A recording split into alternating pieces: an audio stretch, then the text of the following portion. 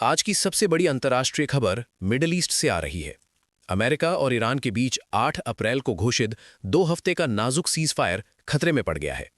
Israel की सेना Lebanon में लगातार हमले कर रही है, जिससे बुधवार को ब्लैक वेंसडे कहा जा रहा है। लेबनान के दक्षिणी इलाकों और बेका वैली में इजराइल के 50 से ज्यादा हमलों में 300 से अधिक लोगों की मौत हो चुकी है, जिसमें 21 लोग गुरुवार को ही मारे गए। इनमें 12 लेबनानी स्टेट सिक्योरिटी के जवान भी शामिल हैं। ईरान ने आरोप लगाया है कि इजराइल सीज़फायर का उल्लंघन कर रहा है, जबकि इजराइल का कहना है कि लेबनान में हिजबुल्लाह के खिलाफ उसकी कार्रवाई अमेरिका-ईरान सीज़फायर से अलग है। Israeli chief of staff Ayal ज़मीर ने सैनिकों से कहा कि लेबनान में युद्ध की स्थिति बनी हुई है। हिजबुल्लाह ने जवाब में इजराइल के किरियात शमोना, मेतुला और अशदोद नेवल बेस पर 30 से ज्यादा रॉकेट दागे। अमेरिकी राष्ट्रपति डोनाल्ड ट्रंप ने ईरान पर सीज़फायर तोड़ने का आरोप लगाते हुए सोशल मीडिया पर चेतावनी दी। उन्होंने स्ट्रेट ऑफ हॉर्मुज़ में ईरान द्वारा टोल वसूलने की रिपोर्ट्स पर कड़ी प्रतिक्रिया दी और कहा कि अगर ईरान ने चैनल दोबारा बंद किया तो अभूतपूर्व बल का इस्तेमाल होगा। स्ट्रेट ऑफ हॉर्मुज़ दुनिया का सबसे महत्वपूर्ण तेल रूट है, जहां से वैश्विक तेल आपूर्ति का बड़ा हिस्सा गुजरता है। ईरान के बंद करने से शिपिंग रूट प्रभावित हुआ। एशिया में जहाज़ों की भीड़ बढ़ गई। इस बीच उपराष्ट्रपति जेडी वेंस पाकिस्तान के इस्लामाबाद में ईरान के साथ शांति वार्ता की तैयारी कर रहे हैं। वार्ता इस वीकेंड होनी है।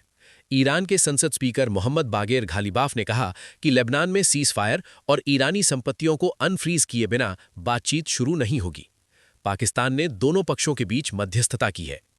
यूरोपियन यूनियन और कई देशों ने इजराइल के लेबनान हमलों की निंदा की है। लेबनान सरकार ने कहा कि ये हमले सीज़फायर को पूरी तरह खत्म कर सकते हैं। इजराइल का दावा है कि हिजबुल्लाह अभी भी खतरा है, इसलिए वो कार्रवाई जारी रखेगा। इस तनाव का भारत पर सीधा असर पड़ रहा है। भारत ने अमेरिका-ईरान सीज़फायर का स्वागत किया और डायलॉग व डिप्लोमेसी पर जोर दिया। भारत ईरान से तेल आयात करता है और स्ट्रेट ऑफ हॉर्मुज़ की अस्थिरता से ऊर्जा कीमतें बढ़ सकती हैं। मुंबई एयरपोर्ट पर कल हुई आग की घटना भी इंफ्रास्ट्रक्चर सुरक्षा की याद दिलाती है। हालांकि कोई बड़ा नुकसान नहीं हुआ। विश्लेषकों का कहना है कि ये सीज़फायर बहुत नाजुक है। अगर लेबनान में हिंसा बढ़ी तो पूरा क्षेत्र फिर से युद्ध में जा सकता है। अमेरिका ईरान पर दबाव बना रहा है कि वो हॉर्मुज़ खुला रखे, जबकि ईरान कह रहा है कि क्षेत्रीय सीज़फायर लेबनान सहित जरूरी है। ट्रंप प्रशासन की आक्रामक नीति और इजराइल की स्वतंत्र कार्रवाई के बीच टकराव साफ दिख रहा है। दुनिया भर में तेल की कीमतें बढ़ रही हैं, इन्फ्लेशन का खतरा मंडरा रहा है। न्यूजीलैंड में साइक्लोन की चेतावनी भी जारी है, लेकिन मुख्य फोकस मिडिल ईस्ट पर है। कुल मिलाकर आज की ये खबर दिखाती है कि शांति कितनी कमजोर है। पाकिस्तान में होने वाली बातचीत से उम्मीद है, लेकिन लेबनान में जारी हमले इसे चुनौती दे रहे हैं। भारत जैसे देशों को सतर्क रहना होगा, क्योंकि तेल और शिपिंग पर असर पड़ेगा। स्थिति तेजी से बदल रही है। अपडेट रहें।